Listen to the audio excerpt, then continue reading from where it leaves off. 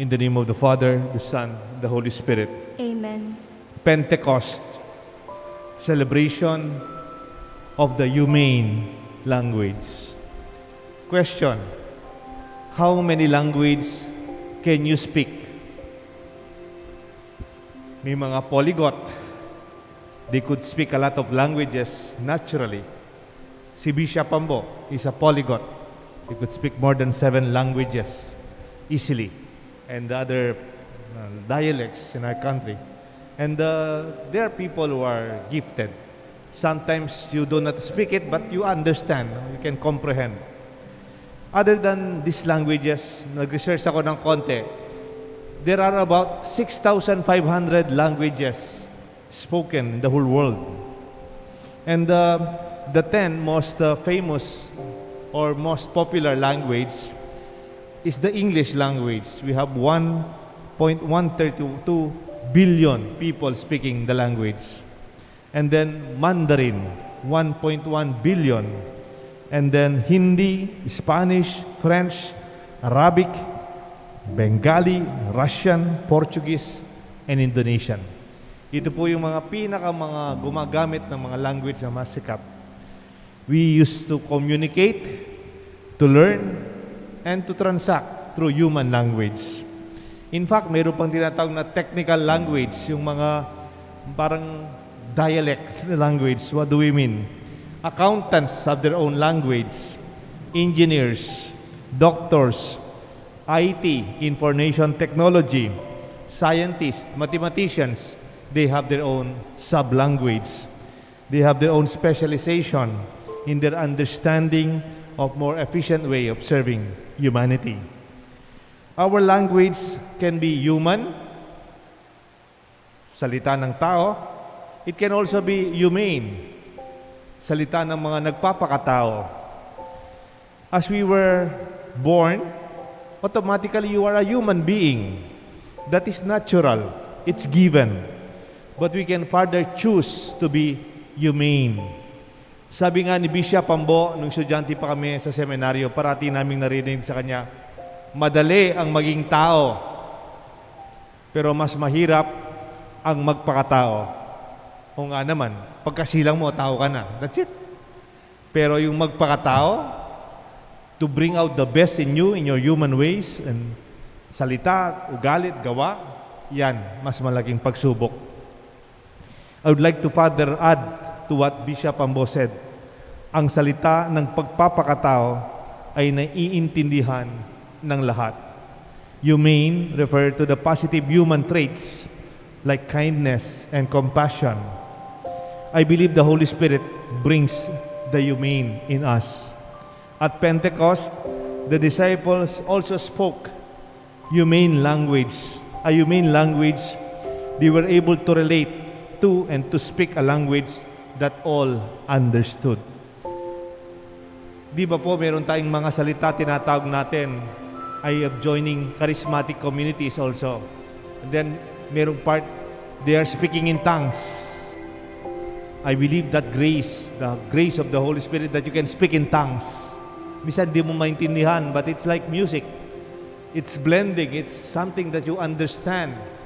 And yet, more than the literal speaking in tongues, maybe the disciples in in Acts 1:1-11, they were able to communicate with the different people speaking during those times in their own native tongue.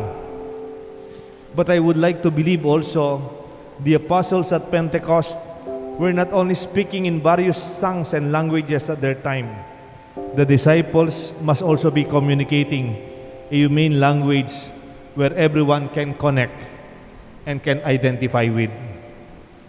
Humane language. As they were filled with the Holy Spirit and began to speak in different tongues, the Spirit enabled them to proclaim. Then how does each one could hear them in their native tongues? Meron pong isang kasabihan galing kay Mark Twain. Sabi po niya, kindness is a language which the deaf can hear and the blind can see. Ang kabutiang loob ay ang salita naiintindihan at naririnig ng mga bingi at nakikita ng mga bulag. Or I may paraphrase it as kindness is the language that even the deaf can hear, and giving is a knock that even the blind can see. The language of generosity and sharing, it is understood even when you do not share the same tongue. Kahit hindi kayo pareho salita, pwedeng Chinese ka, pwedeng German ka, pwedeng Pilipino ako, pagdating sa kabutihang loob, nagkakaintindihan tayo. When you begin to share, you begin to communicate. The human language of caring, compassion, to be caring, of being caring and compassionate, considerate and kind to all other human beings and even to all other creatures. Pwede ka rin mabait at magpakita ng kayong pagkatao sa mga ibang nilalang ng Diyos, even to nature.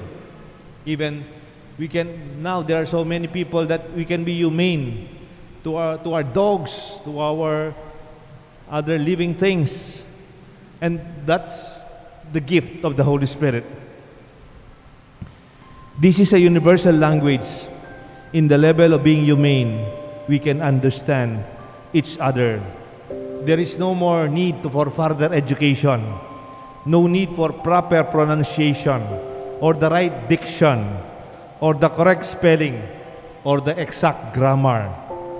You don't have to be intelligent, fluent, or multilingual, or a polyglot to be able to understand the human language from the Holy Spirit. Lord, let me be an instrument of your peace, as Saint Francis prayed in his prayer attributed to him.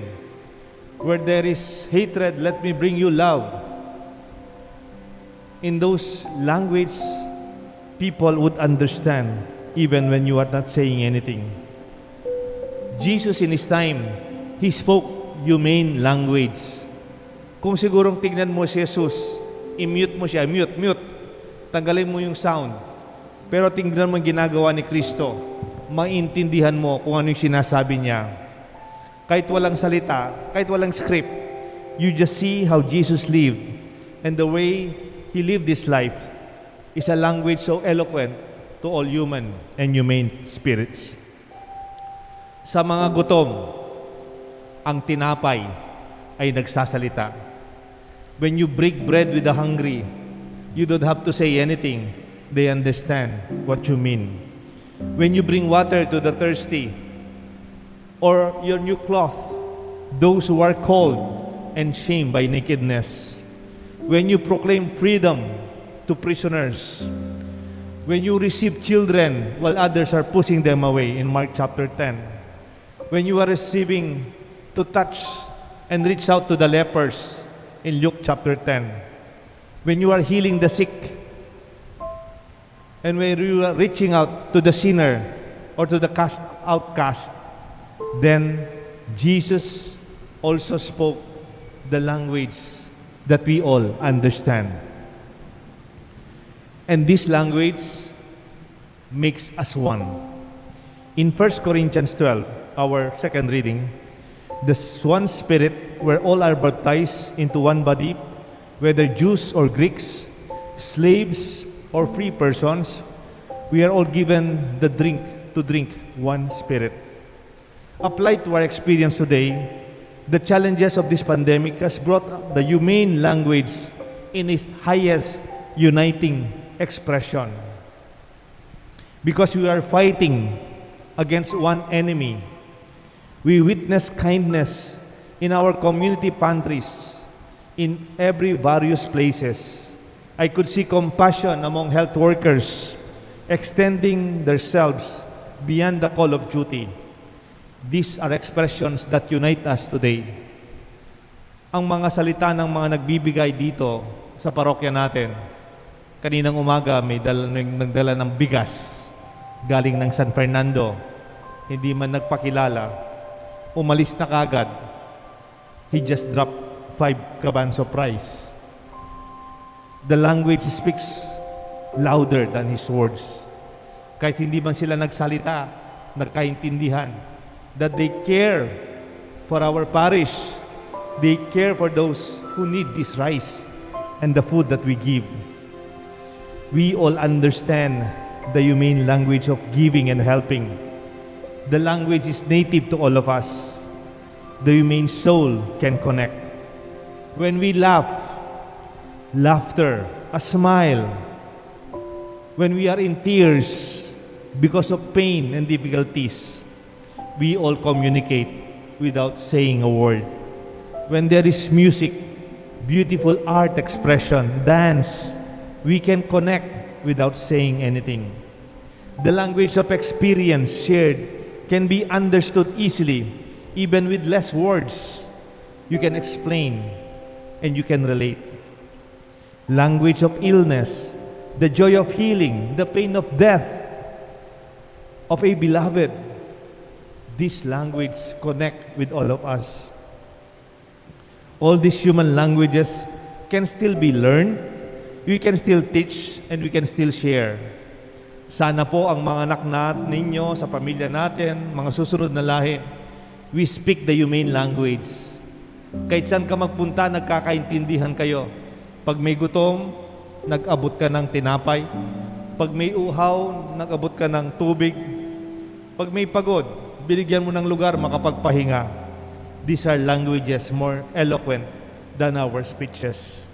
I believe the speaking in tongues or the languages spoken by the disciples in this in this Pentecost are also spoken today when we continue to do and to speak the language of Jesus far beyond the local language of our own tongue. Ito po ang pangarap natin. With this Pentecost, the disciples at Pentecost, may we speak the same new language. This new humane language given to the disciples at Pentecost by the Holy Spirit, which makes us one. Kasi meron din po kasing salita that separates. May salita that destroys. May salita that disconnects. Kung humane language connect us, nagkakaintindihan tayo sa ating tulungan. Nagkakaintindihan tayo sa pangangailangan ng ating mga kapatid out of compassion and kindness and care. Meron ding mga salita that separates us, that disconnects us. The human language that disconnects us, violence, anger, hatred, cursing, our temper. This language disconnects. This language divides. This language destroys. Alam niyo po yung Tower at Babel? Tower at Babel. They were building a very beautiful tower, and their desire and their intention is very good to reach out to heaven. The same project, but it's very good, separated them from one another nung hindi na sila nagkakaintindihan, nung nagkasirahan na sa kanilang salita, up to the point the Tower of Babel collapsed. Pwede kasi sa pagsasalita natin, masasaktan ng iba. Kumisa ng mga mahal natin sa buhay o sa mga taong mahina. And when we speak inhumane ways, our cursing, our anger, our temper, it disconnects us. This is not Christian. This is not according to the spirit of Pentecost. Our church is a church of humane language, a church that speaks all of us understand and unites us as one. I just want to end with some questions. Maybe you can answer, or maybe you can also practice. Do you use the language of the considerate? Yung considerate language, pabayaan mo na, bigyan pa ng isang chance. Baka naman may problema lang siya. That's a considerate language. Do you communicate through the language of care, of those who care? Kumusta ka na? Matagal ka namin hindi nakikita. Namimiss ka na namin sa simbahan. I heard you were sick. How are you? What can we do to help you? Anong kailangan mo? Do you express yourself in the language of the compassionate? Alam ko, mahirap ang nararanasan mo. Nung kami rin, nung nawala ng trabaho ang tatay ko, mahirap talaga ang buhay. Nung namatay ang tatay ko, hindi rin namin alam kung paano kami makakabawi kung wala na siya. Alam mo, nung ako yung nagkasakit, na-hospital din ako, kamukha mo. Parang nakikita ko sarili ko sa'yo. Are you fluent with the language of the kind? Halika, pasok kayo. Welcome. Kumuha muna kayo ng tubig. Papagmerienda mo sila. Kumain muna kayo. Baka gutom na kayo. Pabayaan mo na, malit na bagay lang yan. No problem. Talagang gusto lang namin tumulong. These are languages that we have to practice. More than our fluency with grammar, with pronunciation, with diction, with speech techniques. These are all secondary to the language that we need today. The language that really connect us with the grace and through the grace of the Holy Spirit. Let us celebrate Pentecost, the language that is given to us, the language given to us and through the apostles that make us one, make us bring out the humane, the best in all of us. May God bless us all, the Father, the Son, and the Holy Spirit.